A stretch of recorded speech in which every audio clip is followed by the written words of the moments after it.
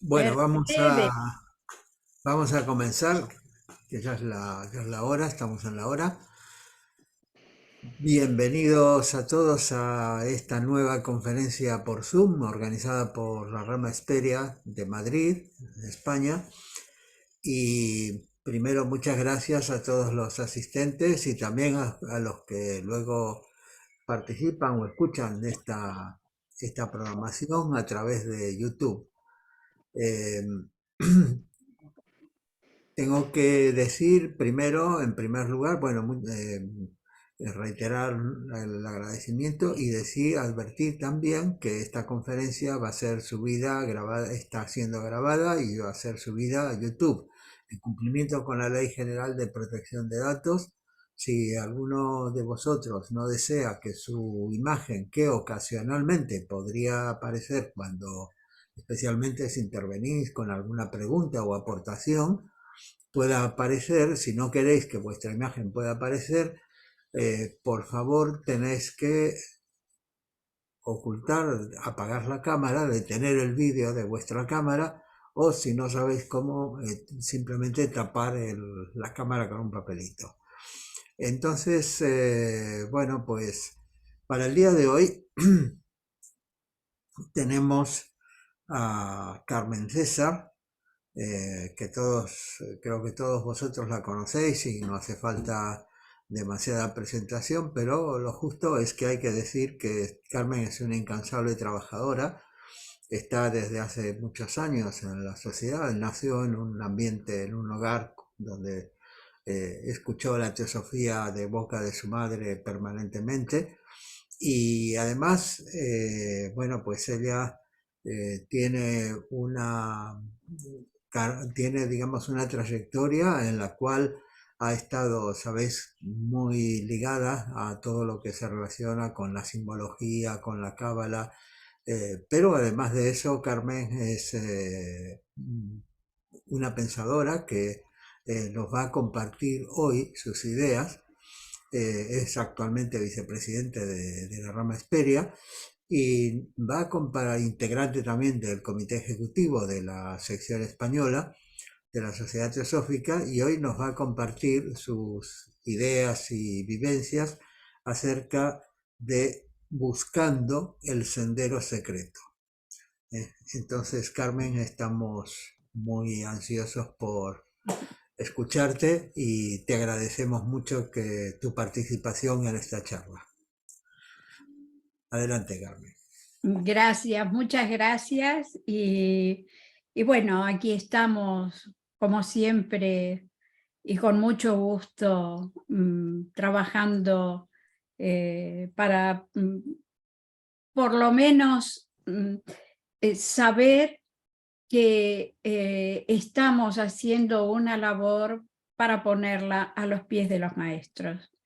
Esto es así siempre y toda esa trayectoria que tú dices, pues ha habido altos y bajos, como en para todas las personas, pero mi corazoncito siempre ha estado en la sociedad teosófica. Bueno, entonces, queridos amigos y hermanos, el tema de hoy, por supuesto, ni es nuevo, ni vamos a hacer ningún tipo de revelación especial, pero en realidad tiene la intención de que juntos hagamos reflexiones sobre la importancia de cultivar nuestro ser interno y no permanecer como meros observadores de la vida que pasa frente a nosotros y entregarnos sí a la acción noble y elevada que nos ofrece el sendero secreto.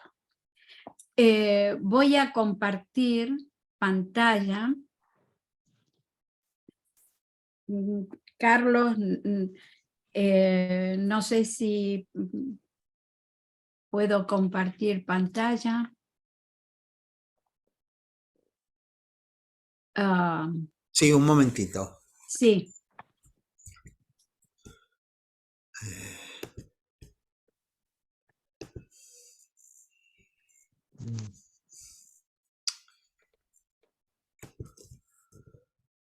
Un momento que te ubique. Aquí.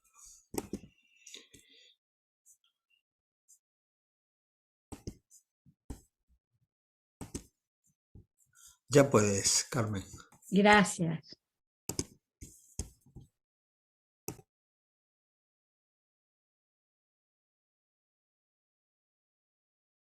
Bueno, buscando el sendero secreto.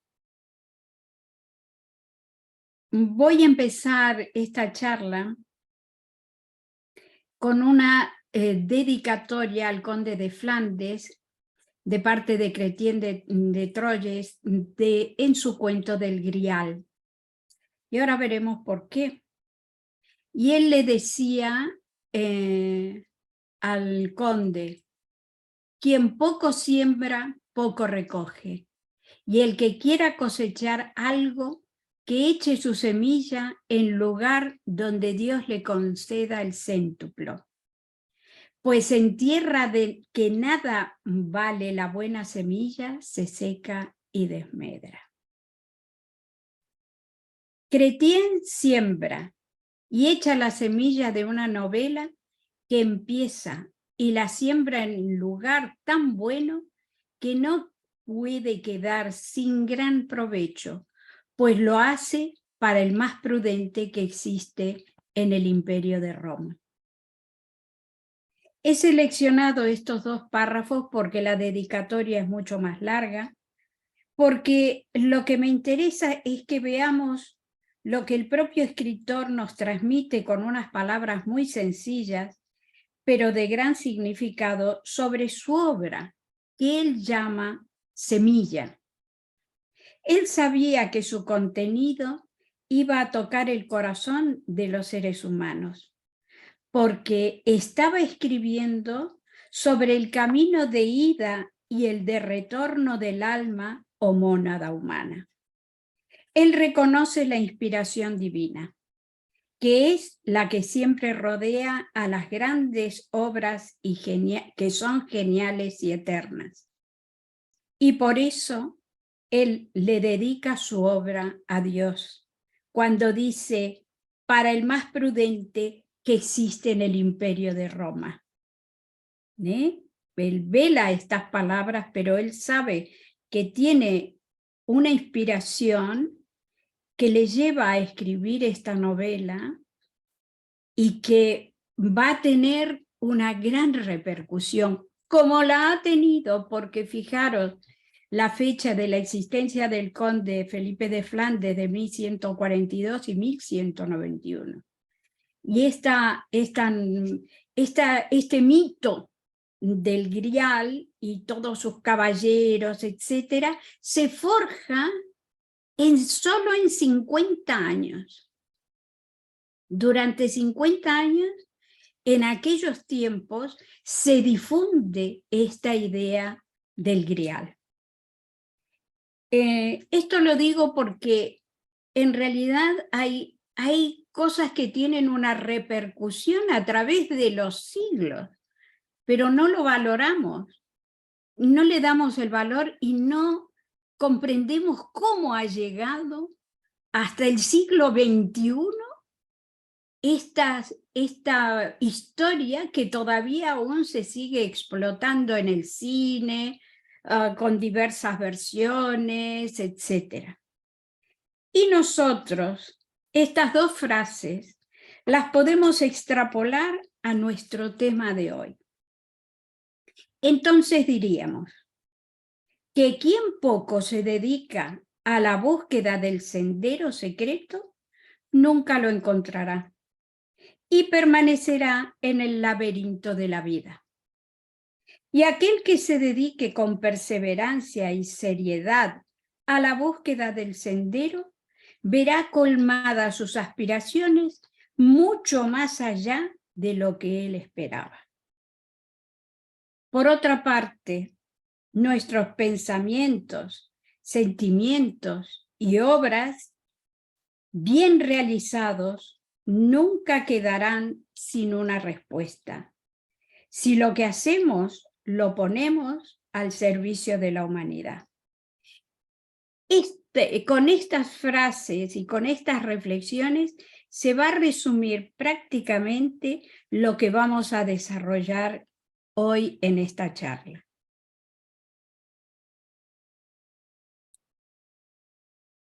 Esta búsqueda no es una empresa a tontas y a locas, una decisión que tomamos un día que nos parece estupendo esto de la vida espiritual. No es algo que iniciamos hoy y abandonamos mañana, sino que es la empresa más duradera e importante en la vida de un ser humano. Es el más sagrado propósito de vida, la base noble de nuestra existencia en la que todo lo demás debe acompañar a esta búsqueda.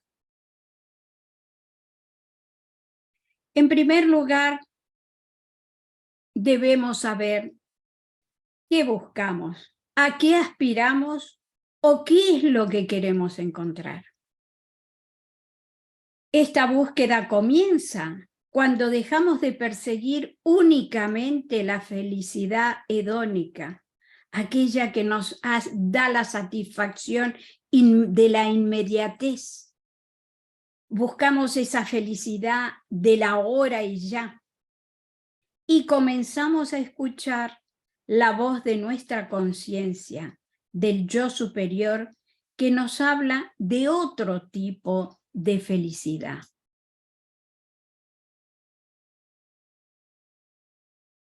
Elegí este cuadro para simbolizar esa voz que viene de lo profundo de nuestro ser. Y es como cuando nos colocamos una caracola en el oído y escuchamos el ruido del mar.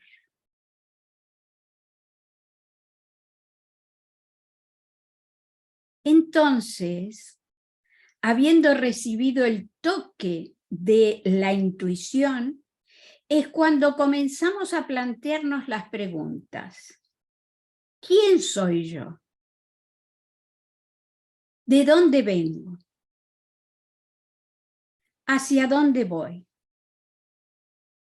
Y la respuesta a este llamado interno nos presenta algunas vías de acercamiento de cómo responder a estas preguntas con los siguientes temas: conocernos a nosotros mismos, conocer nuestro yo superior,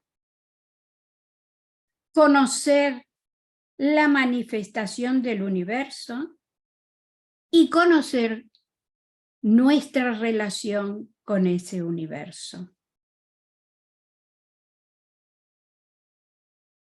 De esta forma comenzamos nuestro viaje, el cual requiere de perseverancia, de voluntad, estar dispuestos a transformar el carácter, a realizar una práctica regular de la meditación y a estudiar libros que nos inspiren y eleven nuestra conciencia.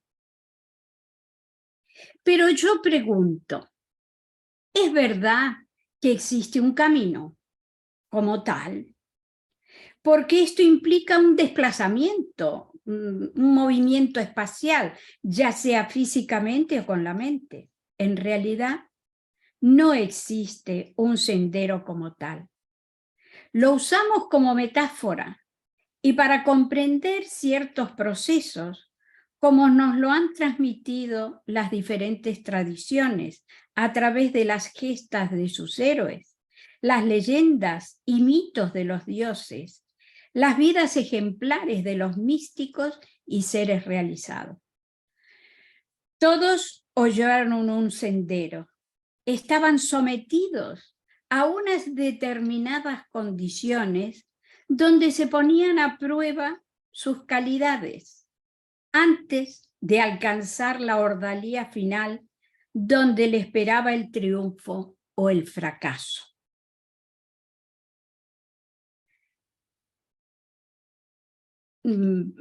ustedes me pueden interrumpir cuando quieran. Levantan la mano, le dicen a Carlos, Carlos, queremos hablar, y él abrirá los micrófonos, etc.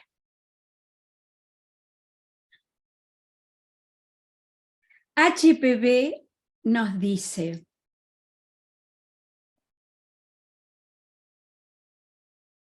un chela, que significa discípulo, un chela laico, no es más que un hombre del mundo que afirma su deseo de volverse sabio en cosas espirituales.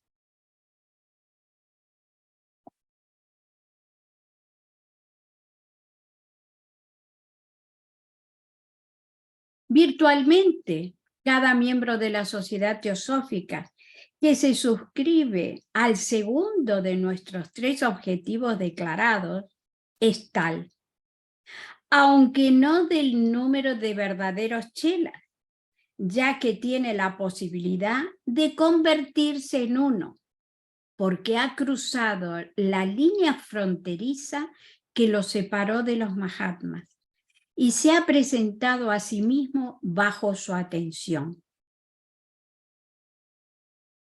Es un acercamiento. Todo lo demás depende completamente del miembro mismo y nunca necesita esperar el más lejano acercamiento de favor de uno de nuestros Mahatmas o de cualquier otro Mahatma en el mundo. Nunca deberían consentir este acercamiento si no se ha merecido este acercamiento por sus méritos personales. Los Mahatmas son los servidores, no los árbitros de la ley kármica.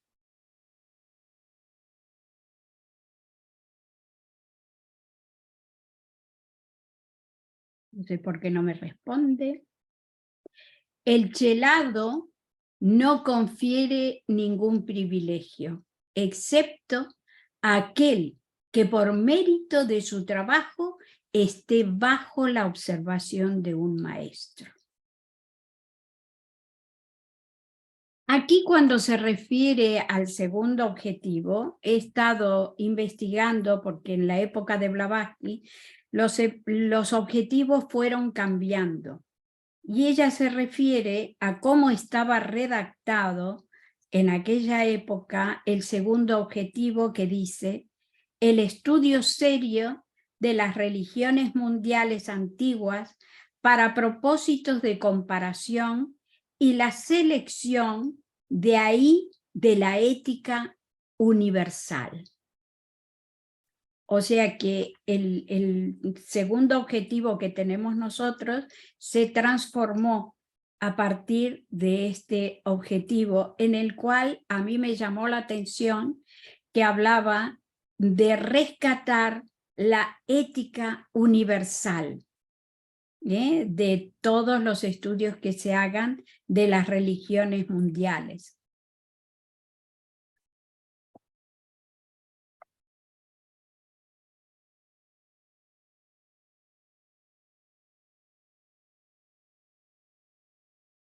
La vida espiritual. Este entonces sería el momento apropiado en que basculamos en una balanza invisible, sopesando qué es la vida interior, la vida espiritual, que nos conduce a esa paz y armonía interior, cuando que en realidad aún hay en este mundo nuestro cotidiano tantas cosas aún por experimentar y por vivir. Entonces nos preguntamos, ¿se puede conciliar la vida espiritual con la vida cotidiana? En realidad, cada uno de nosotros podemos responder a esta pregunta, ya que nuestra naturaleza no varía prácticamente en casi nada con respecto a otras personas que no tengan nuestras inquietudes. La única diferencia radica en la intención y en las aspiraciones que tenemos. En lo demás, somos seres humanos comunes y corrientes con las mismas necesidades de mi vecino, del señor que vive en la esquina y del verdulero y, en fin, de todos. Todos tenemos las mismas necesidades. Cada uno de nosotros podemos responder entonces a esta pregunta de acuerdo a cómo estamos viviendo nuestra vida personal.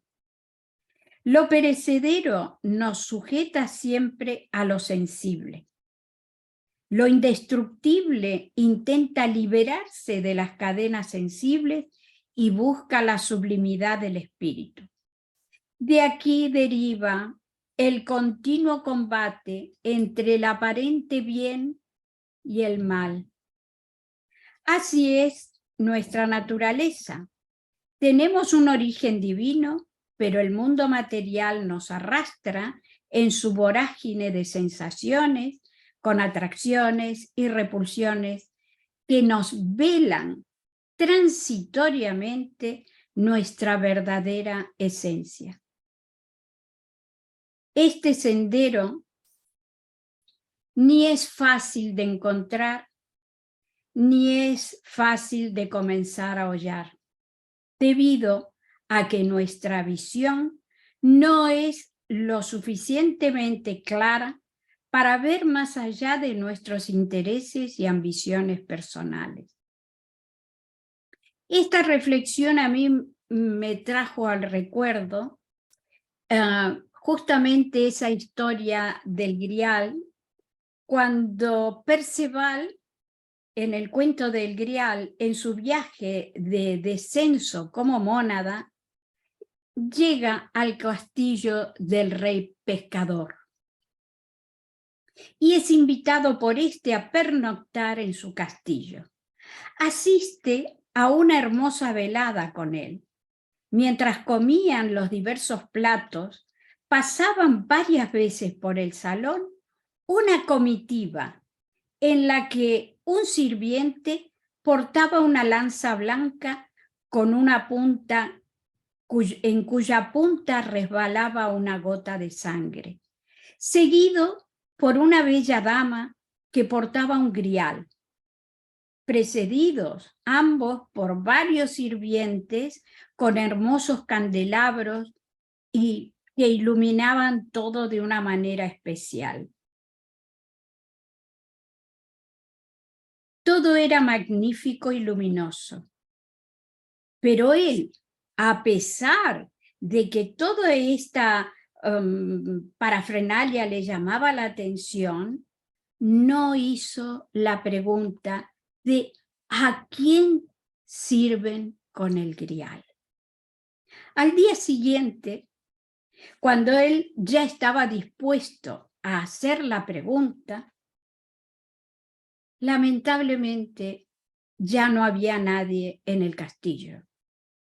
Y enfadado, tuvo que partir sin la respuesta ansiada. Él tiene que pasar por muchas vicisitudes y aventuras hasta que escucha la voz de su alma, de su yo superior, que le estaba pidiendo cuentas sobre su vida inútil, sin objetivos. Entonces tiene una experiencia en la que al recibir un toque, este toque intuitivo, ya sabe él cómo se llama, porque hasta ese momento, durante la historia del cuento, él se llamaba el bello joven, el bello señor. Él no tenía nombre, pero de pronto con esta experiencia que él tiene, que es frente a la muerte, él se transforma y sabe cómo se llama. Sabe que se llama Perceval. Y en ese momento es tan importante esta experiencia que él tiene, porque reconoce que que hasta ese momento él no estaba buscando nada, sino que recibía más que nada, ¿no? Pero se promete él mismo, con él mismo, que no va a descansar hasta saber certeramente a quién servían con el grial. Así él continúa sus gestas caballerescas, haciendo méritos, adquiriendo experiencias, y finalmente tiene acceso a que se le revelaran todos los secretos de los nombres de Dios y también que le comunicaran quién era aquel a quien servían con el grial. Como mónadas, venimos encarnando desde hace milenios, pero en el descenso nuestra mónada se revistió de muchos ropajes. Por lo tanto, estamos velados. Nuestra conciencia espiritual está como dormida. Y en cada vida aprendemos algunas lecciones y vamos lentamente despertando, aprendiendo a saber quiénes somos. Y de esta manera nuestro ser superior se fortalece hasta que, llegado el momento, su poder supera a los atractivos de nuestras superficiales vidas. Es entonces cuando en este despertar ya no hay dudas de quiénes somos y hacia dónde vamos, tomando la firme decisión de hollar el sendero secreto que nos pondrá a las puertas de otras grandes revelaciones. Ahora vamos a ver qué dicen, cómo ven los Mahatmas en las cartas de los maestros, cómo ven la aprobación. En la carta número 131 le dice a Sinet, usted se burla de la aprobación. ¿Le parece ridícula la palabra aplicada a usted? Olvida que todo aquel que se acerca a nuestros recintos, incluso con el pensamiento, es atraído al vórtice de la aprobación. Buen amigo, recuerde lo que ha aprendido. El conjunto de pecados y flaquezas humanas se distribuye a lo largo de la vida del hombre que se contenta con ser un mortal común. Se acumula y concentra, por así decirlo, durante un solo periodo de la vida de un chela, el periodo de probación. Se acelera y se aviva en la existencia del chela, especialmente en el candidato presuntuoso y egoísta que se lanza al camino del discipulado sin haber calculado sus fuerzas.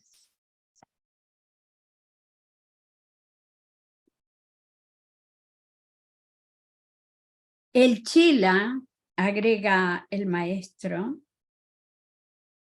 a ver, ¿por qué tengo yo aquí? El chela se halla en perfecta libertad y con frecuencia completamente justificada desde el punto de vista de las apariencias para sospechar que su gurú es un impostor. Como la elegante palabra expresa. Más que eso, cuanto más grande y cuanto más sincera sea su indignación, ya sea expresada en palabras o bulliendo en su corazón, tanto más capacitado está él y mejor cualificado para convertirse en un adepto. Es libre y no se le ha de tener en cuenta la utilización de las palabras y expresiones más ofensivas que se refieran a las acciones y a las órdenes de su gurú, siempre y cuando salga victorioso de la penosa experiencia.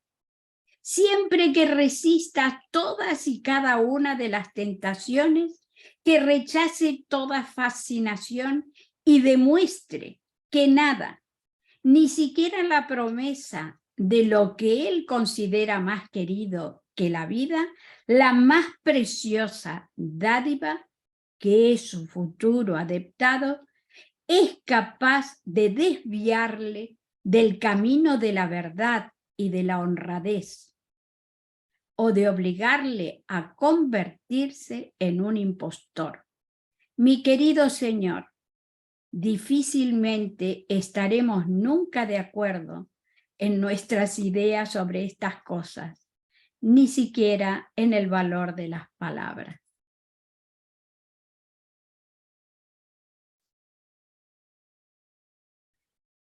A un chela en probación se le permite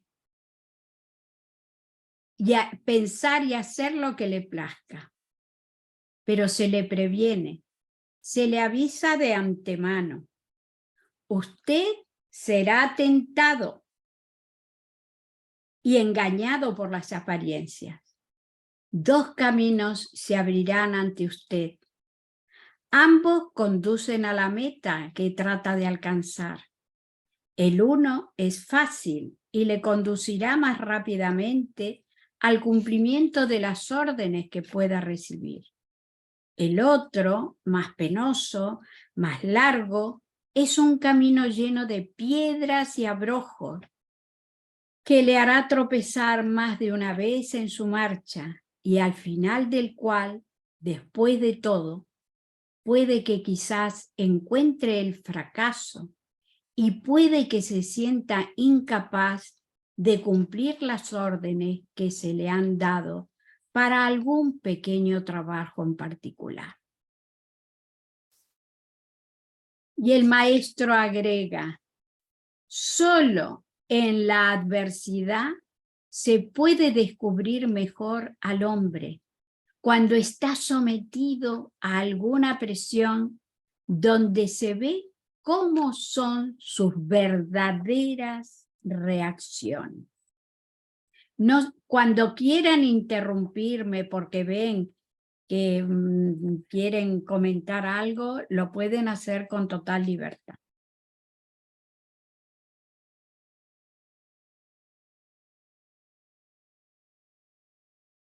Aquí tenemos otra frase que dice... Perdón, Carmen. Estas últimas palabras que tú dices, que nos menciona el maestro, o sea, es cuando tal vez nosotros tengamos que enfrentarnos a nosotros mismos para poder entender la experiencia y tenemos la alternativa de manejarlo bien o de manejarlo mal. Claro, es porque en realidad se aprovecha en este periodo de probación que habla el maestro, se aprovechan todas aquellas circunstancias que nos rodean kármicamente. No es que nos agreguen cosas, porque ellos, como decía uno de los párrafos anteriores, ellos no manejan la ley del karma para nada. Ellos son sus servidores, pero que en realidad aprovechan esos aspectos kármicos que tenemos para acumularlos en una corta cantidad de tiempo, que es cuando decimos, se me vino el mundo abajo, todo en contra, qué barbaridad. Entonces se aprovecha esa circunstancia para que nos enfrentemos a nosotros mismos y saber hasta qué punto tenemos los valores, las virtudes, como podríamos decir de alguna manera, incorporadas auténticamente a nuestra naturaleza.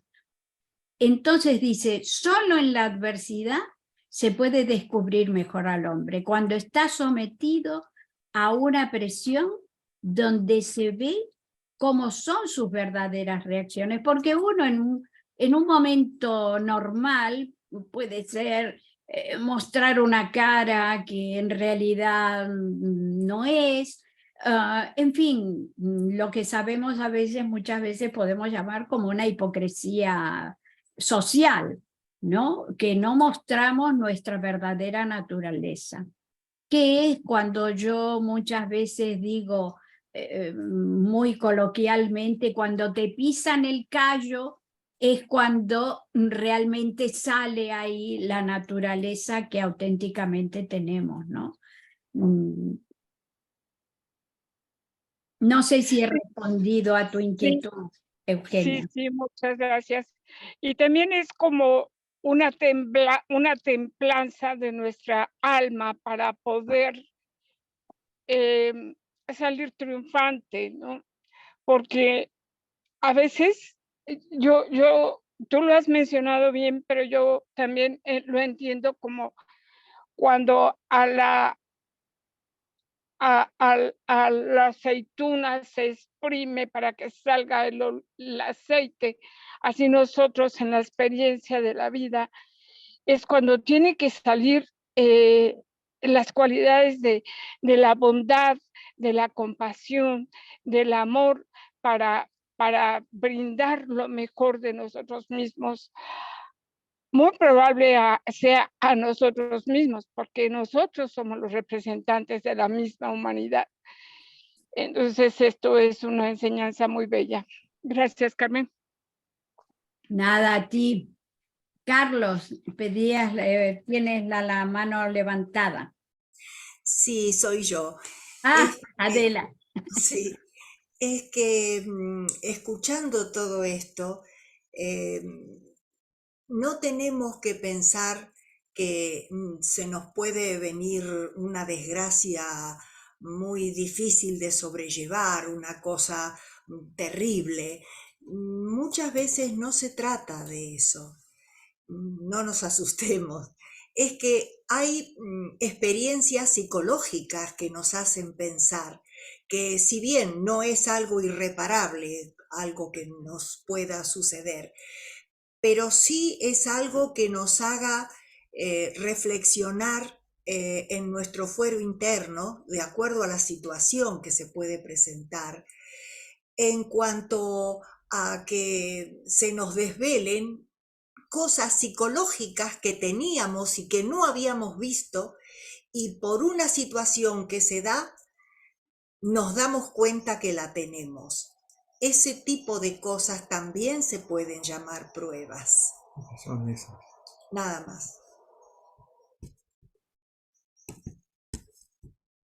En realidad, siempre estamos sometidos a pruebas. La vida cotidiana, la vida de familia, la vida del trabajo, con nuestros amigos, etcétera,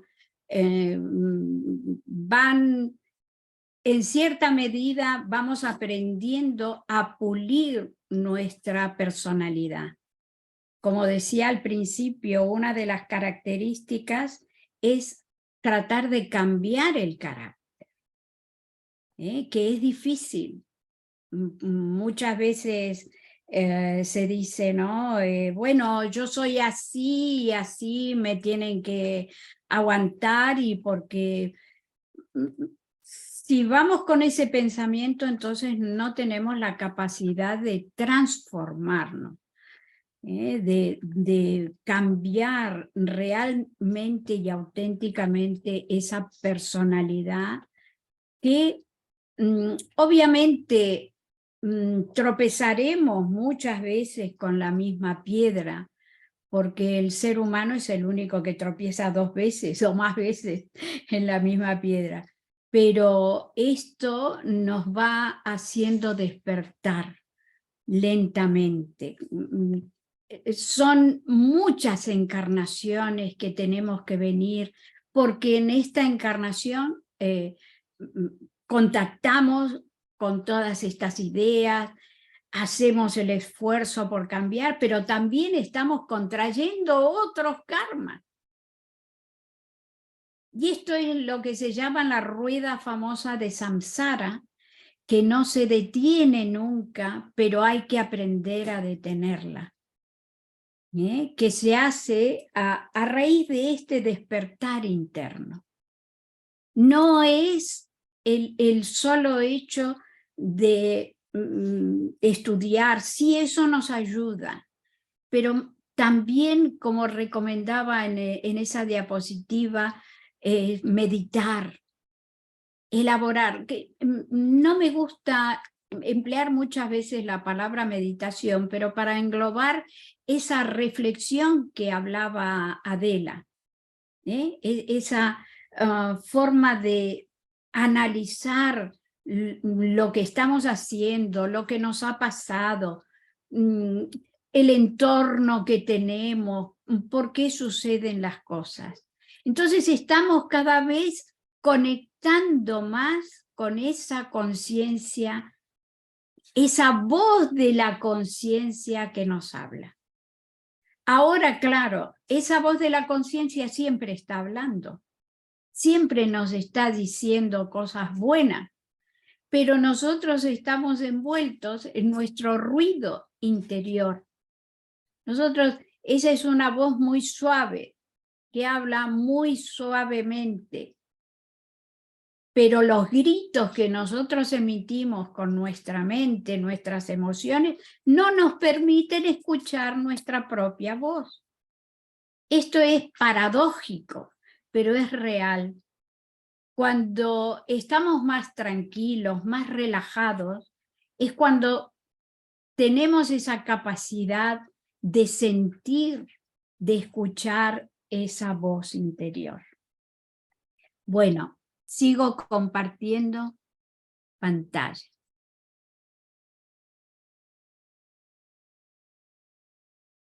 Bien, estábamos aquí en esta diapositiva. A ver, aquí. En la siguiente se hace una referencia a en aquella época en la que se estaba formando la sociedad, pues había muchas ideas de por dónde tenía que ir la sociedad teosófica. ¿Qué era cuál era su función más importante? Y entonces el maestro le dice a Sinet, tiene que darse cuenta de que el objetivo principal de la sociedad teosófica no es tanto satisfacer aspiraciones individuales como servir a nuestros semejantes. Y este es el sello fundamental de la sociedad teosófica. Dice, usted ha discutido siempre, para rebatirla, la idea de una fraternidad universal, desconfiando de su utilidad y aconsejando reformar la sociedad teosófica sobre la base de una escuela para el estudio especial del ocultismo. Y el maestro le dice rotundamente, esto, mi respetado y estimado amigo y hermano, nunca se hará. No se hará nunca. Rotundo. ¿Qué es lo más importante dentro de la sociedad teosófica? Así lo refleja el primer objetivo, formar un núcleo de la fraternidad universal. Dice, no es tanto para satisfacer las aspiraciones individuales como para servir a nuestros semejantes. Este es el auténtico sendero secreto.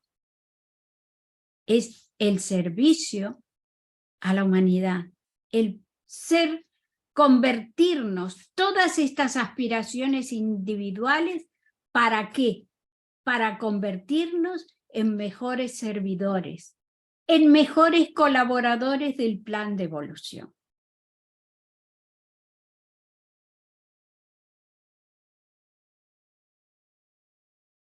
Y llegamos a Krishnamurti.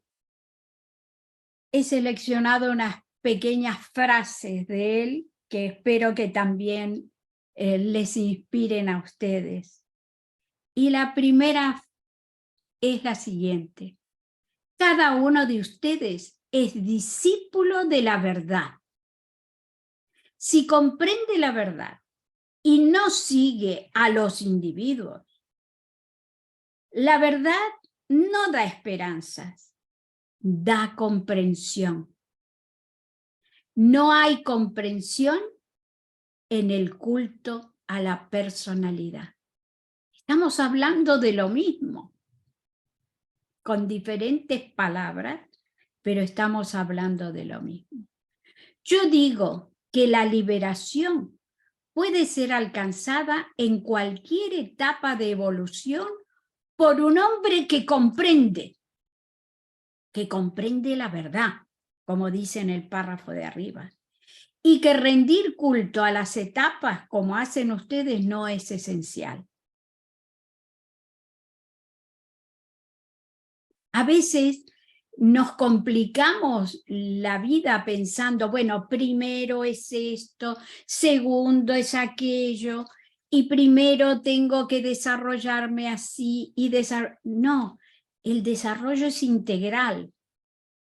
Y no sabemos cómo se sucede, porque no lo sabemos, porque dentro nuestro es como ese atanor, en el que se está cociendo todos los elementos al mismo tiempo, y entonces da como resultado esto, que la liberación puede ser alcanzada en cualquier etapa de evolución por un hombre que comprende la verdad.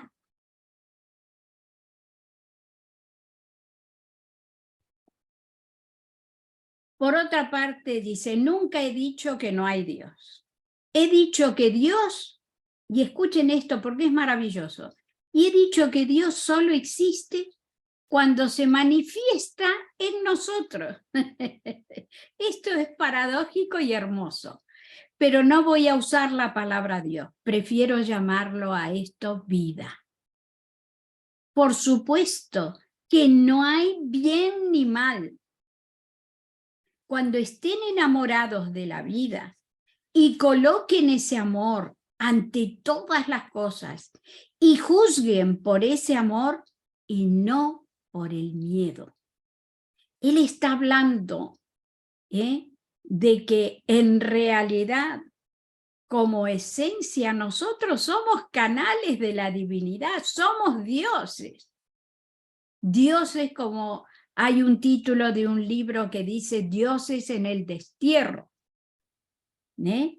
porque no vemos, porque todavía tenemos muchos velos delante de nuestra visión interna que no nos permite comprender en profundidad quiénes somos, como le pasaba a Perceval, que él no sabía ni cómo se llamaba, hasta que descubrió que se llamaba Perceval, el que penetra en el bosque, en el valle, el que está penetrando en la vida. Somos ese Perceval. Y a su vez, después de muchas experiencias, despertaremos y encontraremos la solución de a quién se servía con el grial. Que en respuesta a esto, para no dejarla incógnita, pues era justamente su padre, en esencia, que era él mismo. Entonces vemos aquí que hasta en estas historias se está reflejando esa inconsciencia en la que estamos sumidos y que lentamente vamos quitándonos esos velos y en esa búsqueda de la verdad. Porque fíjense ustedes que dice la verdad no da esperanza. La verdad da comprensión, porque has encontrado aquello que te está uniendo con la vida una. Y por último, traemos aquí a HPB y bien podemos acordarnos de las emotivas palabras que ella dijo y que tan frecuentemente las citamos. Hay un sendero escarpado y espinoso, rodeado de peligros de toda clase, pero sin embargo un sendero que conduce al corazón del universo. Puedo decirles cómo encontrar a aquellos que les mostrarán la puerta secreta que solo conduce hacia adelante y se cierra detrás del neófito firme y para siempre. No hay peligro que un valor intrépido no pueda vencer. No hay una prueba por la que no pueda pasar una pureza inmaculada. No hay una dificultad que un fuerte intelecto no pueda superar. Para aquellos que vencen y avanzan, hay una recompensa más allá de toda expresión. El poder de bendecir a la humanidad y salvarla. Para aquellos que fracasan, hay otras vidas en las cuales podrán alcanzar el éxito.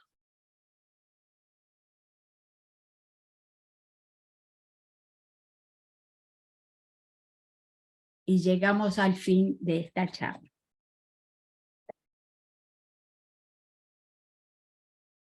Dejo de compartir y vosotros tenéis la palabra si queréis comentar algo, agregar algo a todo esto, que ha sido un pequeño ramillete de ideas que nos puedan inspirar en este sendero secreto. El sendero secreto es el sendero que nos conduce a nuestro propio corazón.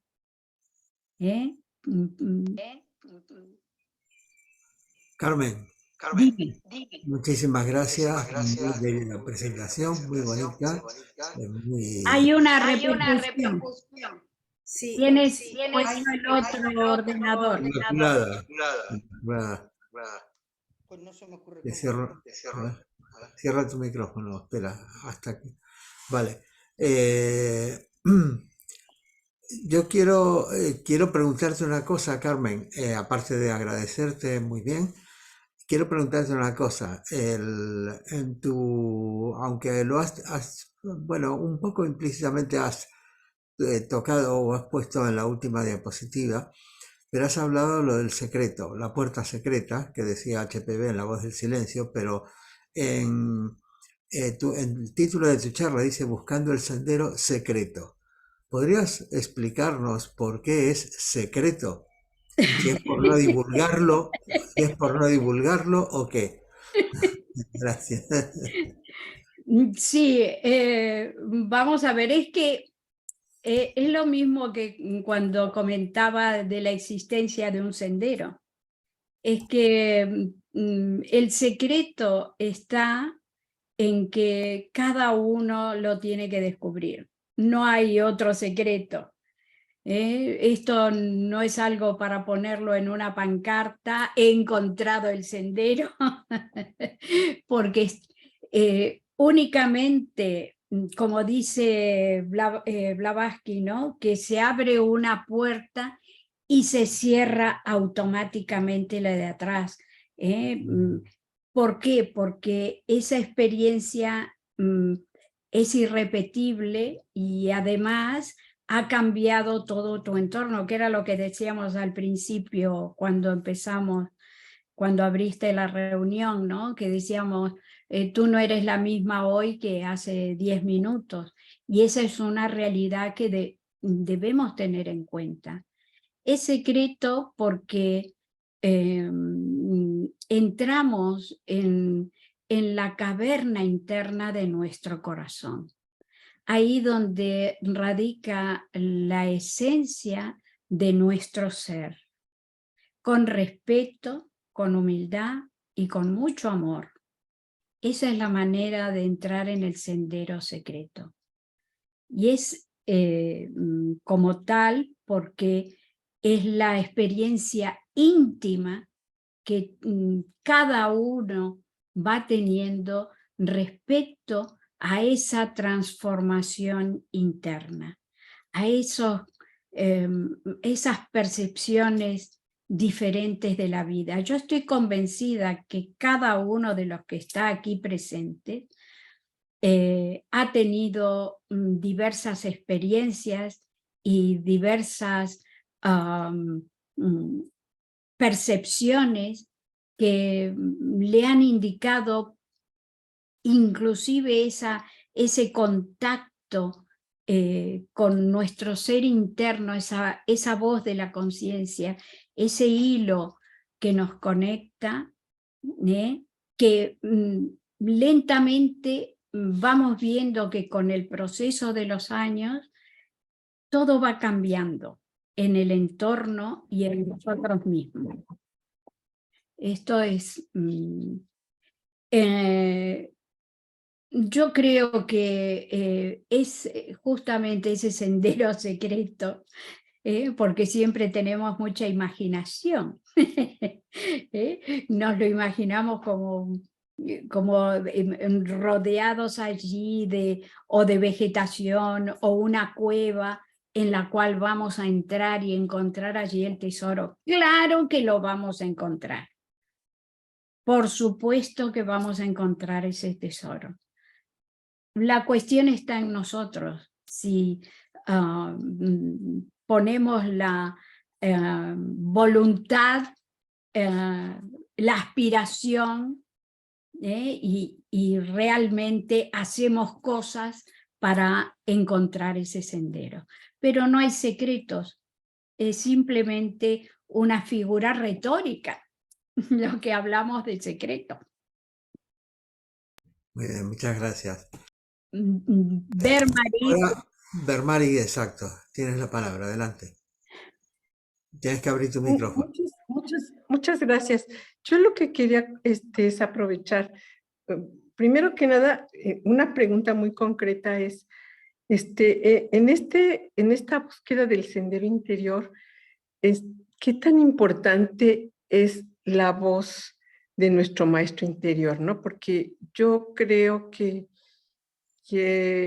puede que ahí estemos teniendo un gran apoyo que a veces no descubrimos. Y esto no quiere decir antropomorfizar al maestro interior, no, sino de alguna manera contactar con esa parte que nos guía, ¿no? Que sabemos que es nuestro Budi superior. Esa sería mi pregunta. Y la otra, aprovechar, porque al principio en el encuadre, Carmen nos hizo señalamiento de que hay una ética común a las religiones, ¿no? Incluso en la clave de la teosofía hay algunas preguntas que ella responde a propósito de esto y que tienen que ver con justamente decir que sí hay un común denominador a todas las religiones, excepto el judaísmo y la cábala, ¿no? Entonces, a mí me entró justamente esa duda, si a pesar de que la cábala finalmente es, digamos, un compendio en el cual se unen muchos saberes ancestrales, ¿por qué de alguna manera, por ejemplo, no se comparte esto de la visión unitaria de la humanidad, de que todos somos uno, ¿no? O al menos eso es lo que yo entendí en la clave de la teosofía, y entonces por eso lo pregunto, para ver si se me puede aclarar o en su defecto confirmar las palabras que yo recuerdo haber leído en la clave de la teosofía. Muchas gracias. No me acuerdo la primera pregunta que era sobre... ¿qué tal? Sobre el maestro interior, que en esta búsqueda del sendero personal, el maestro interior que tanto es relevante, ¿no? Tenerlo en cuenta. Bien, nuestro maestro interior es nuestro yo superior, nuestra tríada superior. Podemos estar... lo que pasa que evidentemente, vuelvo a repetir, que nuestro cuaternario inferior, al no estar totalmente armonizado y poder canalizar directamente esa energía superior, se ve tamizada por nuestras emociones, nuestros pensamientos. Entonces, yo honestamente hoy lo que no quise es dar ningún tipo de receta, porque las recetas ya las tenemos. Y las han dado, cada religión, como decías tú, ha dado su receta. Y en teosofía tenemos muchísimo material que en las diversas cursos, conferencias, siempre se da el llama ni llama, el estudio de las cualidades, de los defectos, etcétera, para ir sabiendo por dónde tenemos que pulir nuestra personalidad. Lo que yo hoy quise poner en relevancia es justamente esa reflexión de en qué ocupamos nuestro tiempo, ¿no? En qué estamos pensando habitualmente, cuál es nuestra actitud frente a la vida cotidiana, al mundo que nos rodea, porque no estamos ajenos al mundo, estamos viviendo en el mundo. ¿Y cuál es nuestra visión de ese mundo? Krishnamurti nos hablaba de que el hombre que comprende la verdad está realizado. Es la búsqueda esa de la verdad a través de las experiencias de nuestra vida. La verdad no se revela. ¿Por qué no se revela? Porque nosotros tenemos nuestra verdad. O aparentemente nuestra mente tiene su verdad. Entonces todo lo que nos llega de afuera está teñido por esa verdad que tenemos, pero no es la verdad. Que la verdad, por eso en el lema de la Sociedad Teosófica dice, no hay religión más elevada que la verdad. Y habla de religión. Religión quiere decir religar, viene del latín de religar, de unir. No hay religión, no hay fórmula de unión más elevada que la verdad. Pero la verdad nosotros la domesticamos a nuestros niveles, a lo que nosotros somos ahora, a lo que nosotros conocemos y sabemos. Entonces, como tenemos determinadas limitaciones, tendremos que venir muchas encarnaciones. Por eso Blavatsky, en su último párrafo, decía, no se preocupe usted, si tiene que repetir la lección, la próxima encarnación va a ser diferente.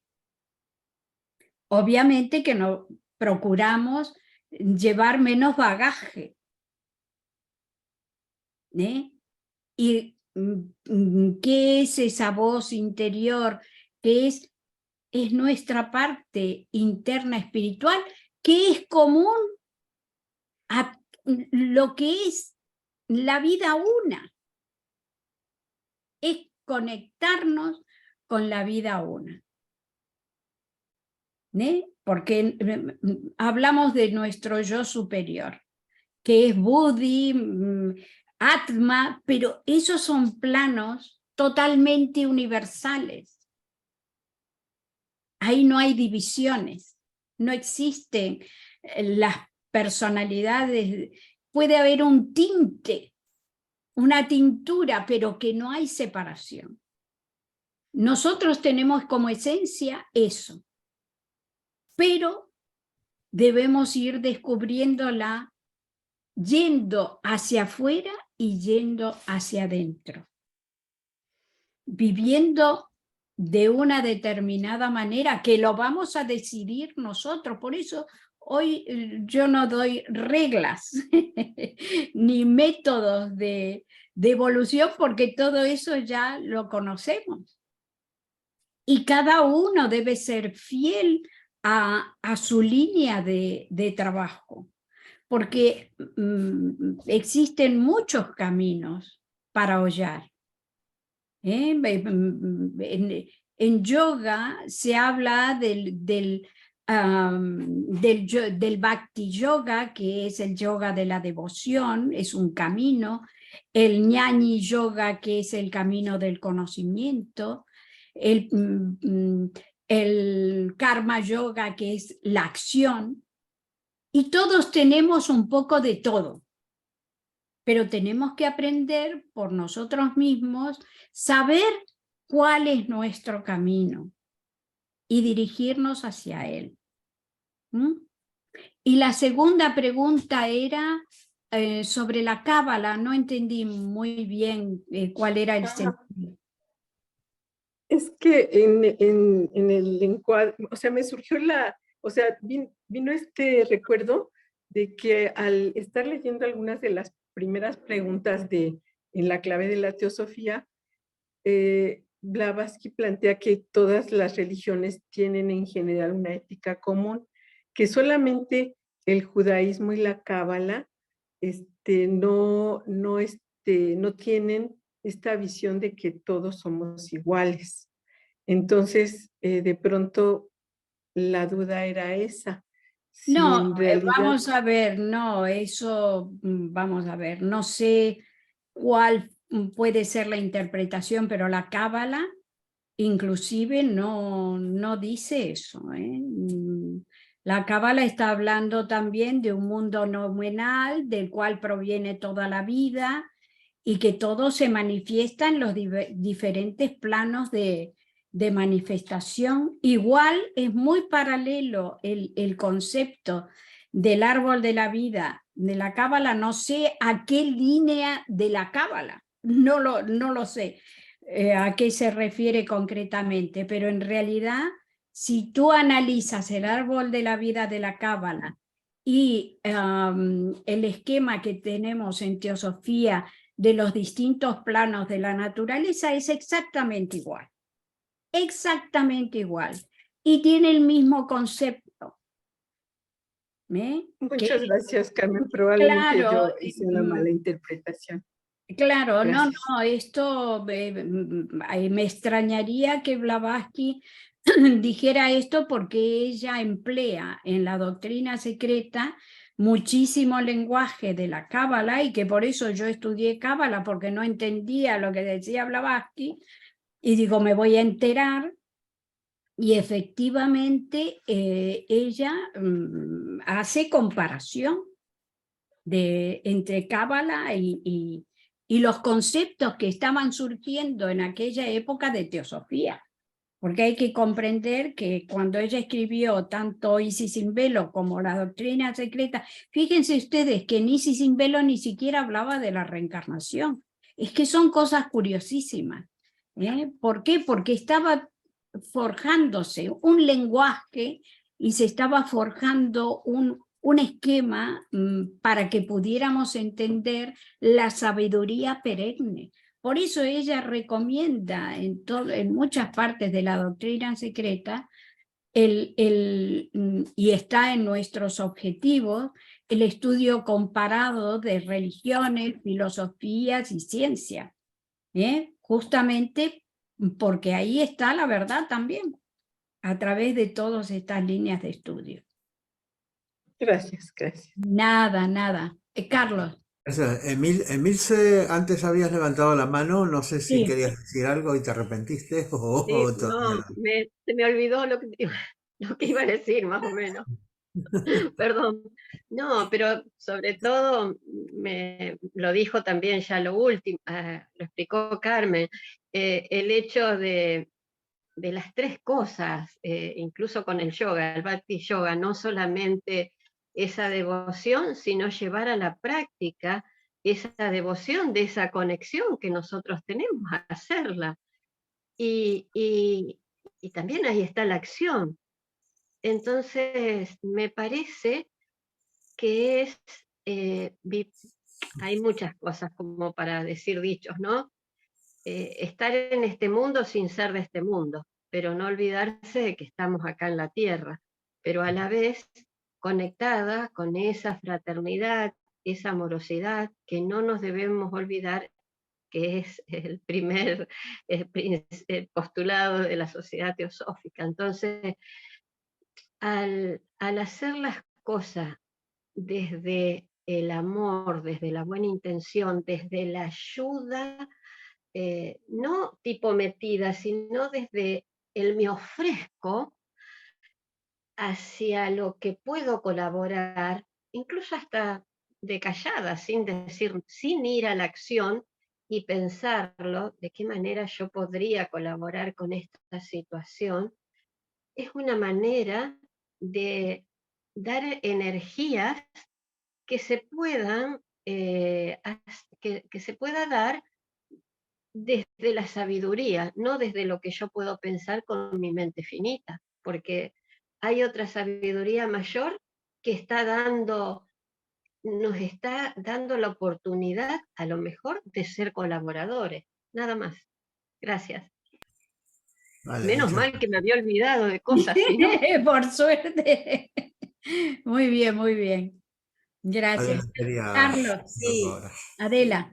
Emilce, estoy totalmente de acuerdo contigo y lo que yo pensaba decir iba por ahí, porque como bien decía también Carmen, hay muchos caminos, ¿no? Está el de la religión, la devoción, el ñaña yoga y también el de la acción.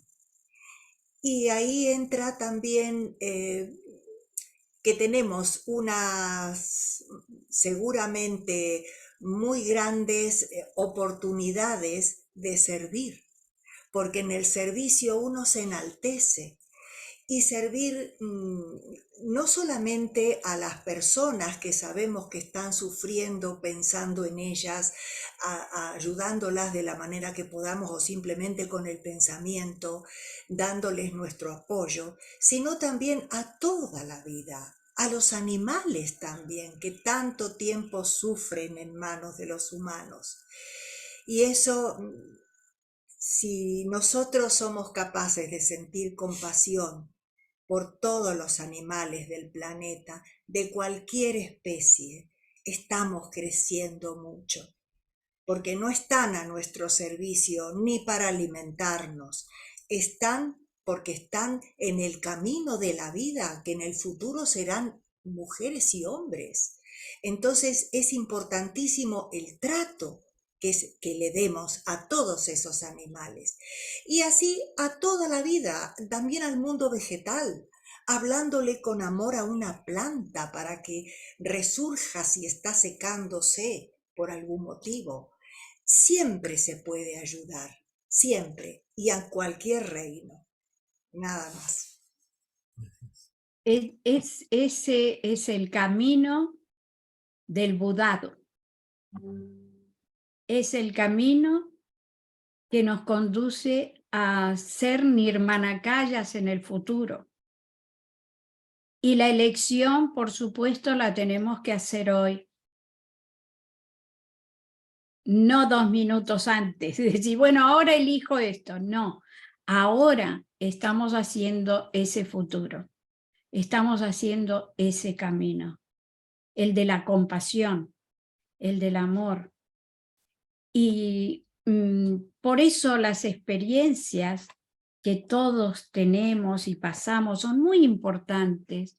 Muchas veces no le damos importancia incluso a las experiencias familiares y creemos que la familia de pronto es una carga, pero es allí donde se siente realmente esa función del amor fraternal que no espera nada a cambio y que lo estás dando todo. Una madre que tiene su niño y un padre, pues le dan todo a sus hijos y no están esperando nada. Y esa es un poco la experiencia. Lo que pasa que ya cuando salimos del ámbito familiar nos convertimos a ver, estoy eligiendo la palabra para no ser muy dura, pero en salvajes, porque ya salimos a la selva. No salimos otra vez a la humanidad, a tratar al otro con esa deferencia, con ese cariño, y les garantizo que hagamos esa experiencia, porque realmente les garantizo que hay unas respuestas increíbles. Pero cuando salen del corazón y volvemos a lo mismo, ¿no? De que tenemos que ser honestos con nosotros mismos y auténticos y naturales, ser naturales.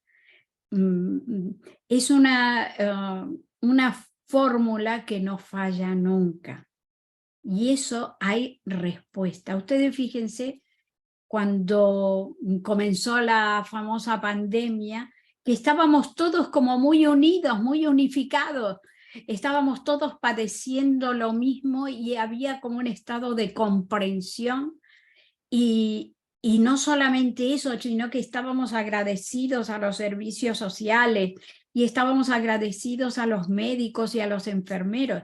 Bueno, ahora traspolemos todo eso al momento actual. Ha desaparecido, hemos vuelto a la selva. Otra vez hemos hecho un resete, nos hemos reseteado y hemos vuelto a cómo estamos normalmente. Esto es tremendo, pero hay que observar esas pequeñas cosas. Ahí está el estar atento a esto, porque a veces confundimos el estar atentos con el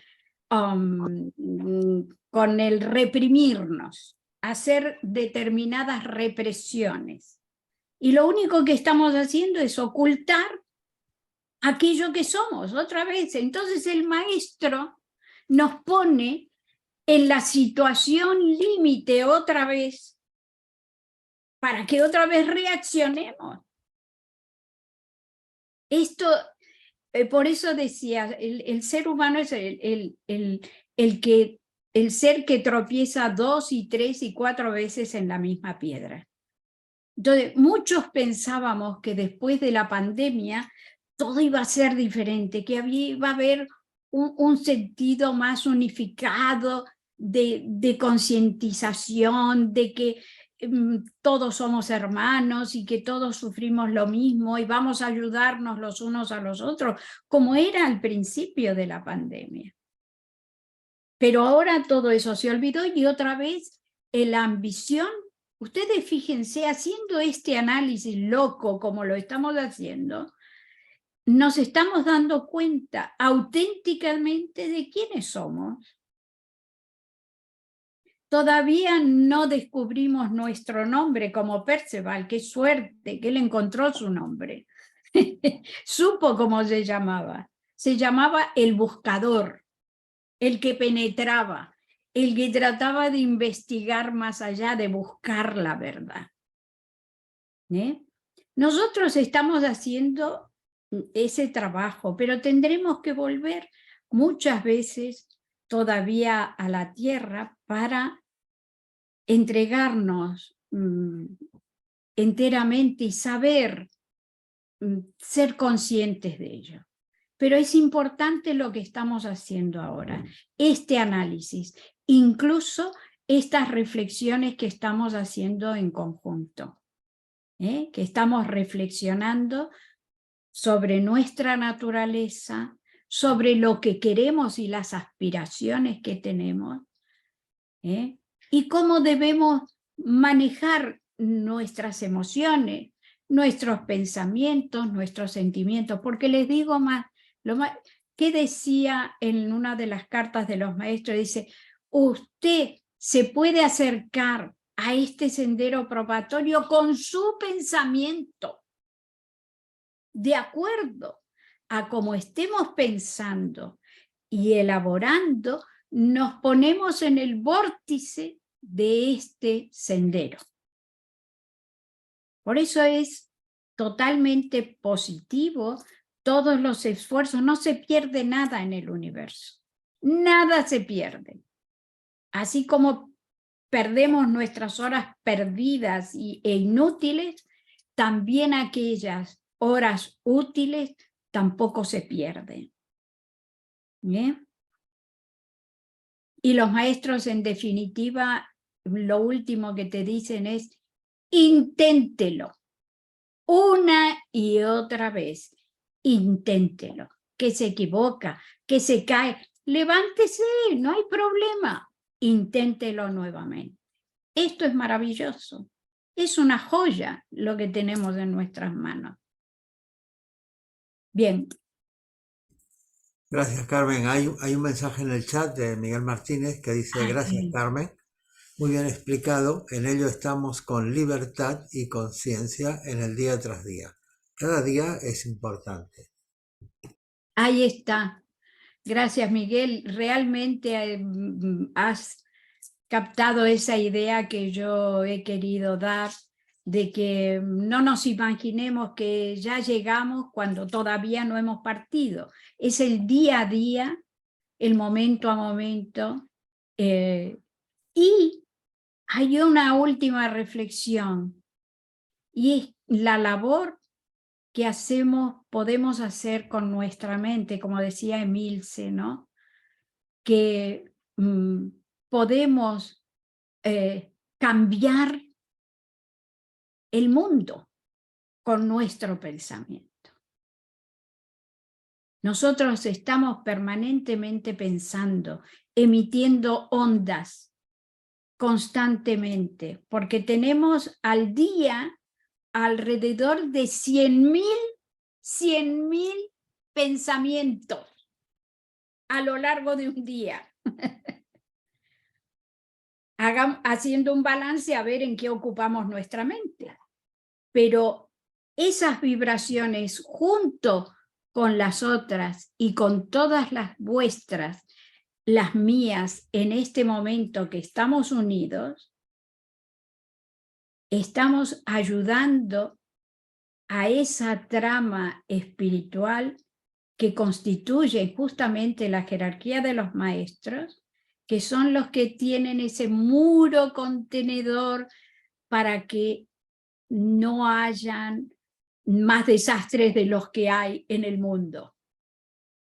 Estamos contribuyendo con nuestros pensamientos. Por eso es importante que lo comentemos, lo conversemos y que sepamos en cada momento cómo podemos contribuir a la paz mundial, a la armonía mundial, y muchas veces estos grandes desastres que hay de inundaciones, los terremotos, el volcán y todo esto, son esas energías que se han ido juntando que de pronto tienen que explotar por algún lado. Y nosotros también contribuimos con nuestra mente.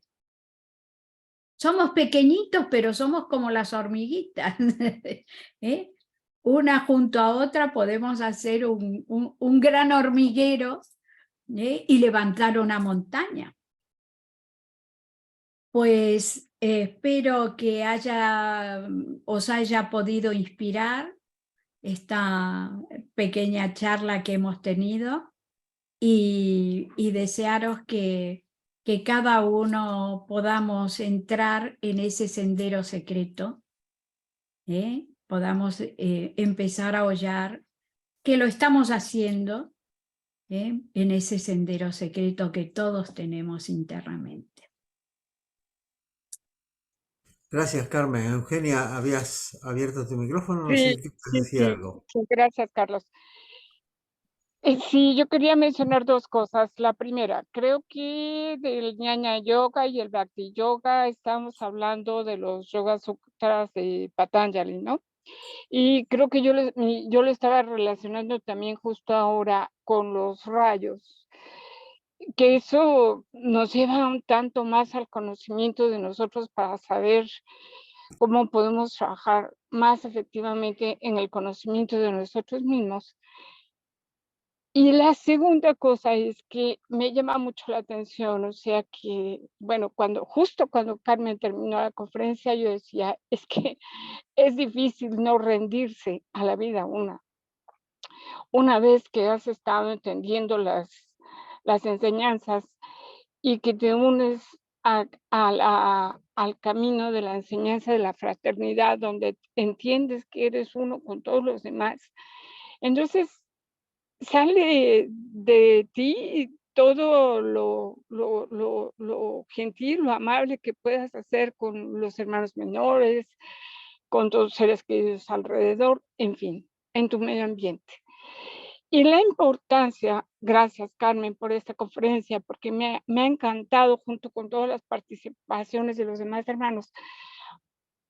Ya nos ha dicho la doctora Annie Besant, en el sentido de la importancia del pensamiento para nosotros construir un mundo mejor. Muy agradecida, muchas gracias. Gracias a ti, gracias. Vale, hay dos mensajes más en el chat. Uno de Bermari, que dice: muchas gracias, Carmen, me ha servido tanto esta reflexión, más ahora con la prueba que la naturaleza nos pone. Lo hice allá por lo del volcán.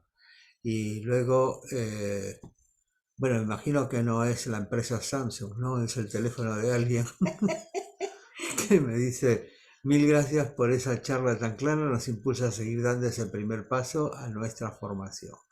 Gracias. Muy bien. Gracias a vosotros. Y entonces nada más, solo me queda agradecer nuevamente a todos los participantes y a Carmen especialmente por esta inspiradora charla. Y bueno, pues invitaros solamente a las próximas actividades que vamos a hacer en la rama Hesperia. Para los que viváis en Madrid o cerca de Madrid o estáis de paso por Madrid, el lunes 12 tenemos una actividad presencial en nuestra sede, que es una charla coloquio que está a cargo de Sisi Rodríguez y que tiene por título Crecer a través del dolor. Fijaos qué buen tema. Luego tenemos una actividad especial, también presencial, en la sede, de nuestra calle Mayor 1, planta segunda, oficina 16, porque vamos a contar con la grata presencia de Fernando Álvarez de Torrijos, miembro de Estados Unidos, de la Sociedad de Estados Unidos, que comenzó su andadura antes de irse a Estados Unidos precisamente en la rama Hesperia. Y que, como sabéis, es especialista, es un especialista muy reconocido en el tema de mindfulness y que viene viene a España a dar unos cursos, participar en un congreso, etcétera, y va a pasar por Madrid y nos va a regalar una preciosa charla que tiene por título Krishnamurti y la experiencia de la mente silenciosa. Y para los que no podéis venir a Madrid para esa fecha, pues para el jueves 22 de junio por Zoom a las 18:30, bueno, los eventos anteriores que dije son a las 19 en la sede, pero por Zoom el jueves 22 de junio a las 18:30 vamos a tener a otro miembro de esta rama, una miembro joven, Fátima Martín, que nos va a hablar de Hanuman, el perfecto Chela, el camino de la pura devoción y servicio. Hanuman es el dios mono de los indios, que tiene todo un significado. Bueno, pues ella nos va a introducir en este tema y estáis todos invitados. Agradeceros nuevamente, muchas gracias a todos. No, Y bueno, y esta charla, aquí me preguntan, Hilda, que dice que, que era el señor Samsung. Si se va a subir, sí, esta charla esa conferencia, la vamos a subir al canal de YouTube de la Rama Esperia al cabo de unos días después de procesarla. Así que quedáis todos invitados para verla, reverla o pasársela luego a algún conocido o alguien que le pueda interesar. Bueno, muchas gracias a todos y que tengáis un feliz día para los que todavía estáis en la mañana en Latinoamérica y unas buenas noches Feliz fin de semana. y feliz fin de semana para todos. Muchas Gracias, gracias. muchas gracias. hasta pronto. Gracias. Muchas gracias.